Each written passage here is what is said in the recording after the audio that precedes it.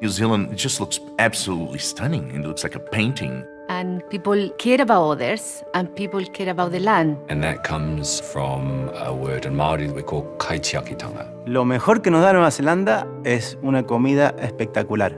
New Zealand beef and New Zealand lamb is better than South America. Making wine in New Zealand, I can be creative and innovative. And I love New Zealand Sauvignon Blanc. New Zealand is a world leader in new technology. It's kind of another Silicon Valley, a hotspot of innovation. And everybody wants to do their special effects in New Zealand. It's very, very clear. In New Zealand, education is amazing. It's just world class. It just makes you think out of the box, like give it a go, the way they say it here. It's a great place to raise my daughter. It's welcoming. People treat you who you are. Doesn't matter where you come from. Be ready to fall in love with this country because it's not a hard task. Kia ora tātou. Buenas tardes, boa tarde. Good afternoon, everyone. My name is Douglas Pearce, and I'll be presenting today's topic in the session in the series of Latin American masterclasses organised by Education New Zealand. I'll be speaking for about 20 minutes, and at the end there will be some 10 minutes for questions, and it would be helpful if you could ask your questions in the chat function in English. Today's topic is co-location and tourist destinations, a systematic approach.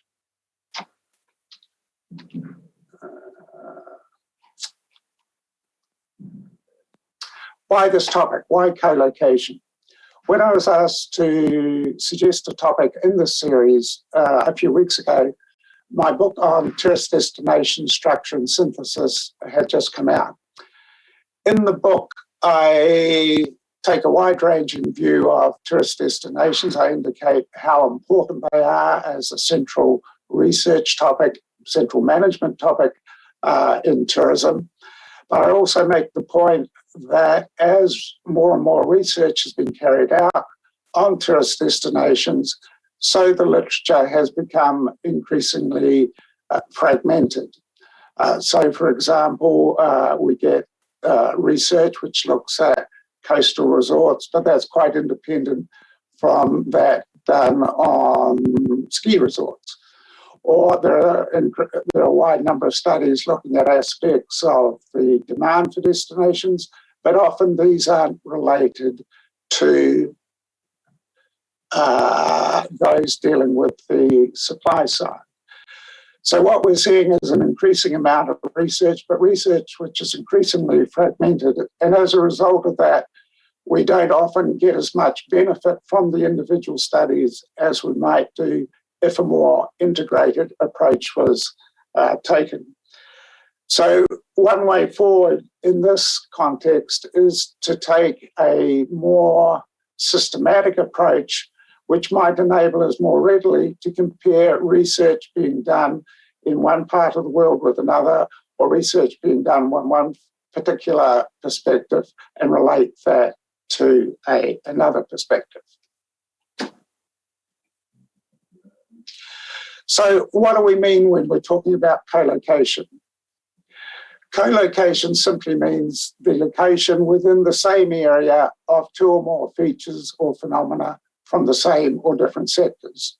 So we can think of it in terms of the location of multiple hotels within the same area, or the clustering of, say, hotels and attractions and transport facilities within an area. So we're basically just talking about the coming together, the location in any given area of two or more features.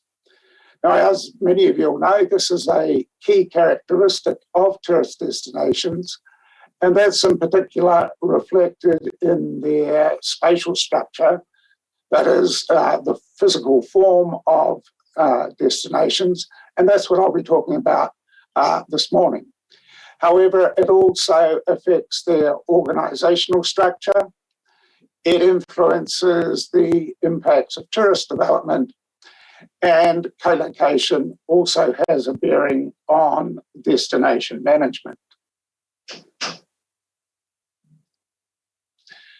What do we mean by a systematic approach? There are various ways of looking at that, but I think a systematic approach is basically one which addresses issues methodically, commonly in a step-by-step way. In a systematic approach, we use more generic terms rather than proper names, so that it's useful, for example, to think not so much about, say, the Eiffel Tower in Paris, but see the Eiffel Tower as a major attraction. We can usefully think of, say, a Hilton hotel as an upmarket form of accommodation, rather than referring to it specifically by the name the Hilton Hotel. This enables us then more readily to compare similar features across the same sector and relate those to other sectors. Importantly, taking a systematic approach aids the identification of common patterns, generalities, and the factors underlying them. And this is important because identifying those common patterns and generalities, and particularly the factors underlying them, provides a greater understanding of the phenomena or issue in question. And in my book, I emphasize the fact that a lot of research has been fairly descriptive in nature, and to develop a more theoretical understanding of what is happening with destinations, we need to take a more systematic approach.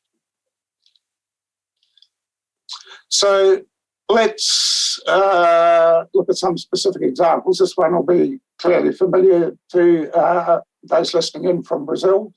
Balneário Camboriú has a structure very typical of many coastal destinations. We see a clustering of accommodation of various sorts, of hotels, of apartments, and also in this case, some permanent residences. And this has given rise to a large and dense concentration of that accommodation close to the beach. Along the beachfront, we see little kiosks, the ground floors of the accommodation blocks. We see restaurants, cafes, and further back, shops.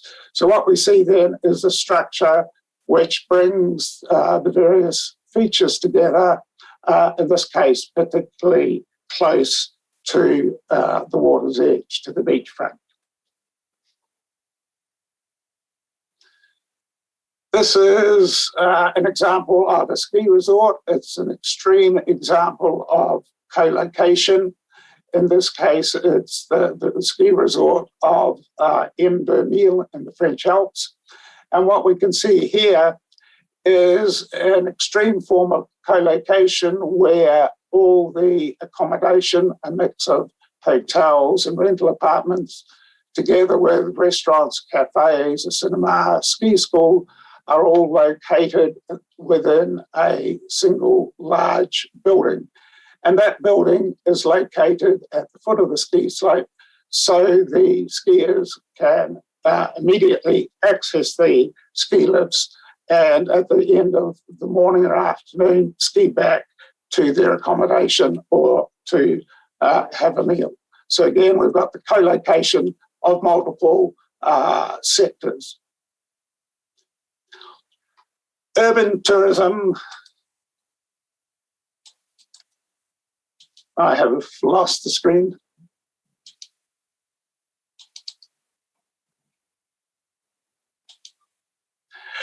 Urban tourism is a little more difficult in terms of looking at the spatial structure, because there tourism is a less dominant function than in the previous resorts. But what we see in this example from Chile, from Santiago, is the clustering of hotels, in this case also reflected in their room rates, in some of the newer business districts in Providencia and Los Condes. So we see this clustering along this axis, which is basically followed the development of the business sector and the growth of new office buildings.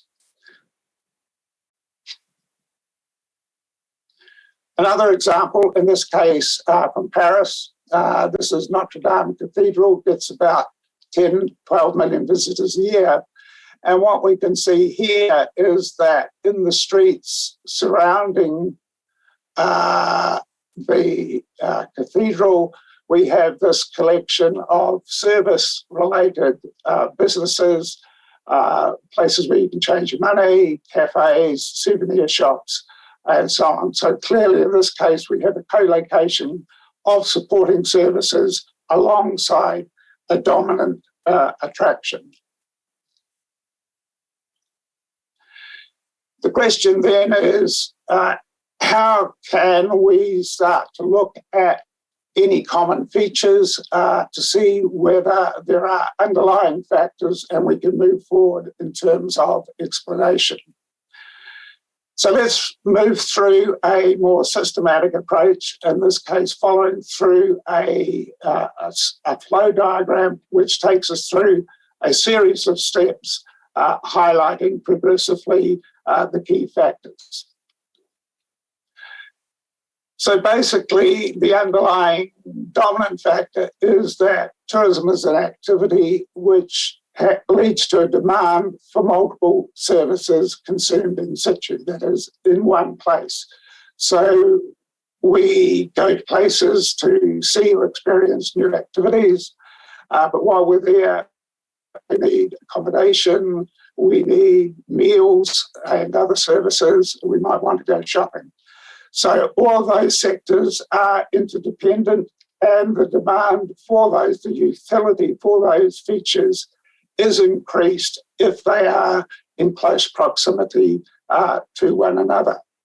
So this leads us to co-location. It's that demand for interdependent services which gives rise to the need for businesses to co-locate.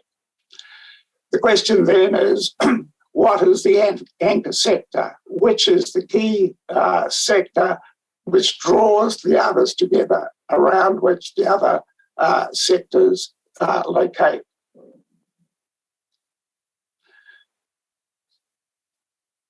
This can vary, but from my experience, and this is the theme I develop in the book, the most common dominant anchor sector is attractions and activities. Attractions are what Gunn refers to as the energizing force of tourism. It's what people come to see and do. So I see attractions and activities as being the anchor sector. The issue then is that, as we know, attractions and activities are multiple and varied. We can classify attractions in different ways. Some of them we can think of as cultural or natural attractions. We can think of them as whether they're paying attractions or free entry. But in terms of co-location, I think there are three dominant categories of attractions which we need to look at. There's whether they are primary or secondary. Primary are the key must-do, must-see attractions and activities, and these will be supported by a series of others which are less significant or are only appeal to particular segments. We can think of attractions and activities as being footloose or fixed. By fixed, I mean those natural attractions or historic buildings and so on, which are fixed in place and differ from others, such as casinos, theatres, and so on, which might be located in a variety of different places. And then we can think of the attractions as to whether they are the initial ones, the original ones, or whether they are more recent. And what I argue is that the dominant influence is exerted by primary fixed attractions.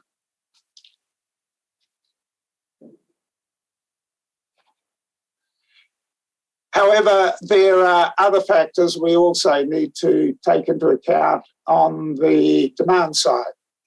As we know, visitors value proximity to attractions and amenities, but they also take account of price, and not everyone can afford the price which is often demanded by those hotels, motels closest to the attractions. Quality can also vary, and that's another decisive factor. I've emphasised accessibility to attractions, but accessibility to transport modes, to hotels and so on, may for some visitors also be important. Amenity, that is a nice environment, a nice suburb, can also play a key factor, and other factors will be associated with more specific visitor segments. Then on the supply side, there are also other factors which providers take into account. This is the issue of agglomeration. By that I mean the clustering together of businesses within the same sector. And most of the work in tourism has been done with regard to the agglomeration of hotels. And that shows that there are both costs and benefits associated with agglomeration. Agglomeration, for example, enables hoteliers to foster their competition more closely. The clustering together of hotels enables often visitors to select a hotel more readily.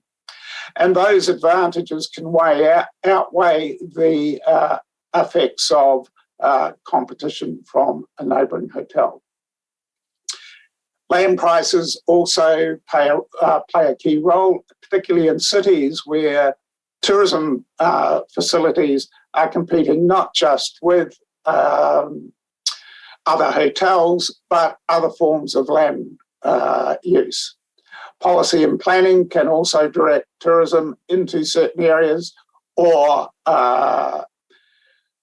limit its construction in particular parts of a city. And finally, infrastructure often benefits from clustering of facilities together in the one place. So we can bring all of these factors together. We can work systematically through the factors which lead to co-location and then relate those further to the demand side, to the factors which visitors also take into account. And these are clearly linked also to those the providers taken into account when they're seeking to satisfy that demand. So what I'm arguing is that by taking this step-by-step process, we can systematically, in a variety of different destinations, work our way through the factors, influence co-location, and thereby the structure of those destinations. So in this way, for example, we can start to see now that Balneario Camboriú has much in common with Emeritus because we are looking at accommodation and related services associated closely with a location near the major attraction. That attraction obviously differs. It's the beach and the sea. In the case of the coastal resort, it's the ski slopes. In the case of Emeritus. We can also here see the effect. This is a planned resort in France. We can see the effect of other factors coming into play. So we've got the accommodation, which is not quite on the water's edge as it is in Balneario Camboriú. The dunes here have been protected, and that's a function of planning regulations. The systematic approach can also enable us to work through the more complicated cases of urban tourism. And there we need to bear in mind that often the accommodation is directed at non-leisure visitors, or the predominance in many cases of business travellers. And for them, the key activity is doing business, and that business is generally found in the CBD.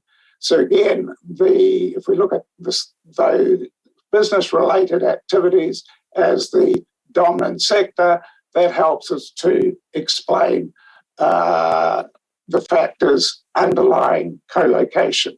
So taking that systematic approach enables us to have a more broader understanding of tourist destinations as a whole. And that's the basic point that I want to get across to you this morning. And it's the point which is developed much greater length in the book that I mentioned, Tourist Destination Structure and Synthesis. Well, that's as much time as I've got for. We haven't been able to go into detail, but I hope that general outline has proved useful. And we've now got time for a few questions, preguntas, or preguntas, depending on where we're coming from. So let me see if we have some questions.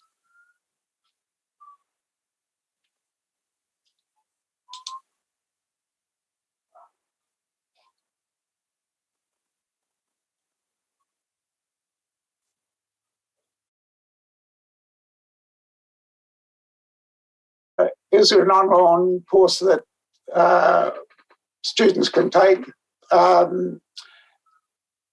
At the moment, most of the courses in tourism programs in New Zealand are being delivered online because of COVID. Some are still given in regular classes in person. What I suggest you do is go to the websites of the individual universities offering programs such as Victoria University or Otago University and see what is available. Right.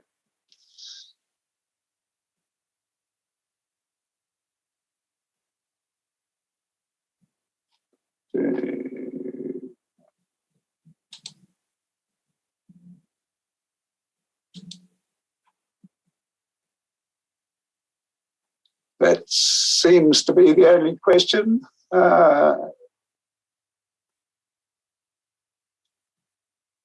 Do the translators see or have any other questions which have come in?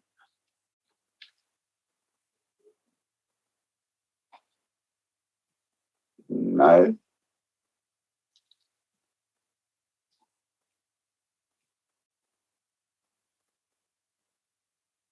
Okay. No more questions. I shall.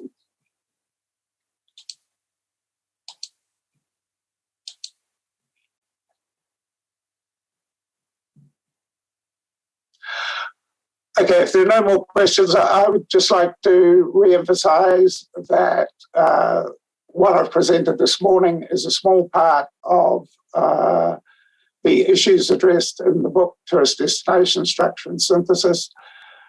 And what I'm particularly emphasizing there is the need to take a more systematic approach. And so what I do in the book is outline firstly, a variety of different concepts of what a destination is and how the term has been used in different ways in different parts of the world.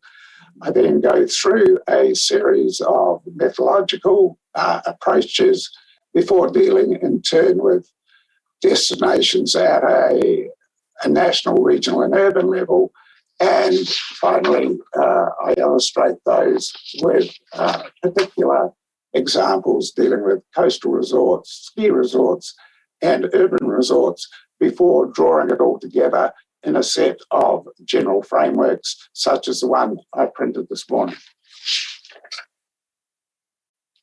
So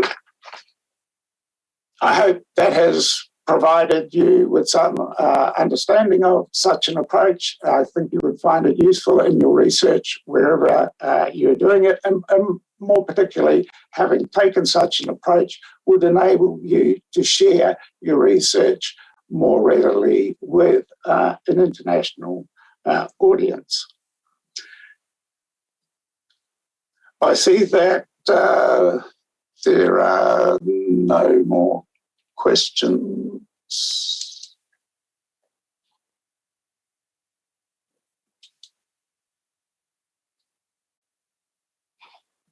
Okay, here we go.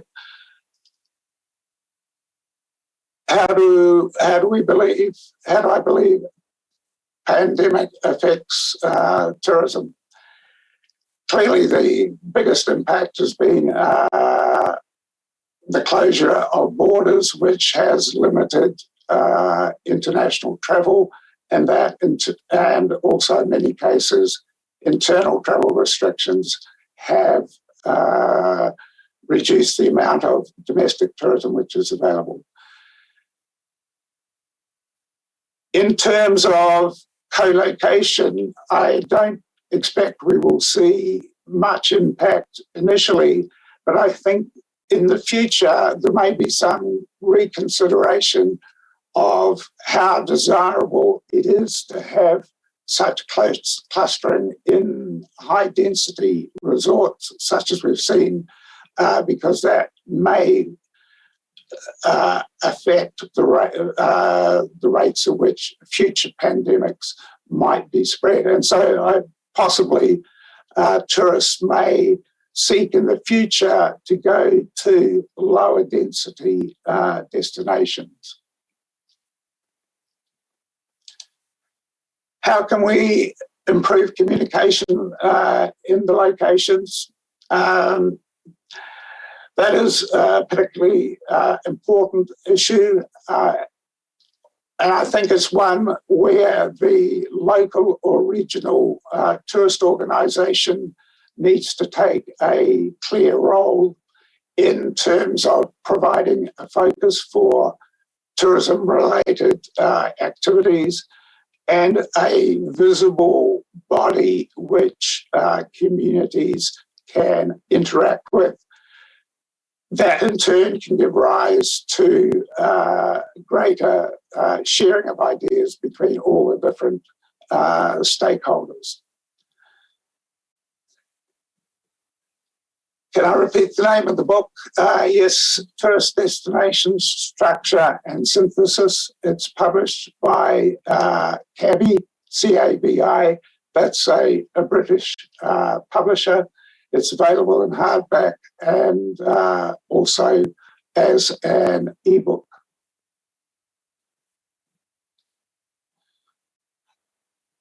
Okay, I think our time is coming to an end. So thank you once again for joining me this morning. I understand the presentation has been recorded and will be available from tomorrow for the next month or so, and you'll have information as to how to access that if you wish to go back over any of the points which I've had to rush through quite hurriedly this morning. So I hope this has been useful to you. I wish you all the best in your own research and learning.